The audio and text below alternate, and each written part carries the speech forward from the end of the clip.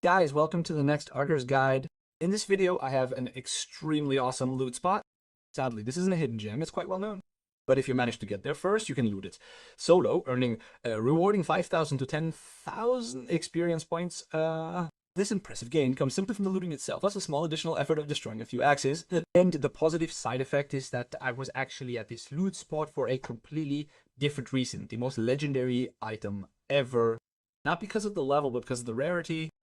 Everyone here knows that rusty gear, the one we need for level 3, for upgrading our weapons at the workbench. This item is among the rarest items in the game, and I managed to find this item 3 times in less than 45 minutes. That's why I made this video. Apart from these items, we find other unusual parts, like this radiator fan, which we'll need for the initial expedition, just in case anyone encounters difficulties there. A significant amount of haphazard materials are located there. And we also discovered this particular suitcase, a somewhat uncommon find. This rusted, locked first aid kit, a substantial quantity of valuable items, blueprints, and so forth, plus an underground train station right at the base of the building. The extraction process is fairly swift. And as previously mentioned, you can accumulate 5,000 to 10,000 experience points simply by thoroughly looting the area and taking out a few enemy archers. The thing is, use a random loadout initially. If your spawn location is absolutely awful in the middle of nowhere, for instance, or if 10 minutes have passed since spawning, then it's best to quit the game and rejoin this way. A few more words regarding the last video would be appropriate since I truly underestimated the level of criticism this video would face.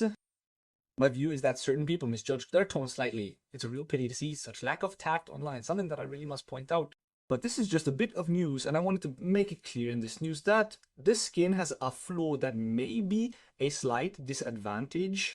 Maybe I went a little overboard, I'm not denying it. But it's simply a matter of reporting the news, and my only intention was to provide you with this information. A warning, when purchasing, take a moment to consider if you truly want this item. Even a casual gamer probably won't be bothered by that, something I also mentioned in the video. Anyway, I didn't like the way some of you treated it that much. One really ought to consider carefully what they are posting on the internet.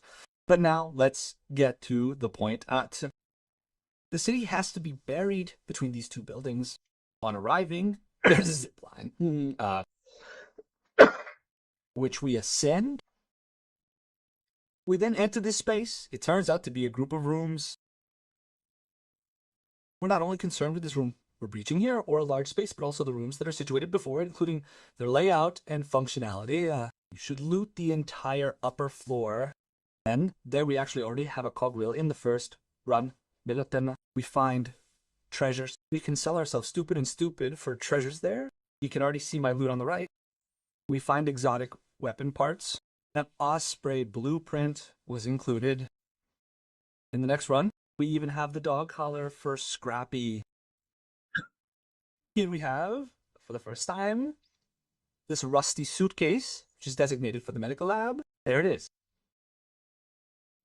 Next up is a cat bed for Scrappy. We have another gear. That was already the second one. Well, I think that was the second gear after about 20 minutes. The things we've got here include a radiator fan, a very comfortable pillow for Scrappy, and a code card. We have another pillow that was in the same run one. Another gear. As I said, treasures without end. You can see it.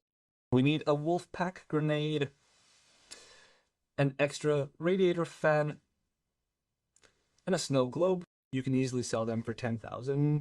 In addition to that, I discovered another snow globe, bringing the total to 20,000, but that was actually during my next attempt. Furthermore, I located another rusty first aid kit. And lastly, to my delight, I found a blueprint for the defibrillator. Guys, it's worth stopping by. As I said, this spot is not unknown. I had an opponent twice, otherwise I had peace and quiet there. The experience points you are there speak for themselves. Even if you're not finding any great loot, you're still getting a huge amount of experience points, particularly in the early stages of the game. In fact, I think I leveled up 3 or 4 times just in a single hour. Maybe a little more, maybe a little less. Don't hold me to that. This place is absolutely first rate, and it's well worth taking a look. We'd love to know in the comments section if you've already visited this spot before. Otherwise, stay healthy, have a good start to the new year in case we don't hear from each other again by then. That's all from me.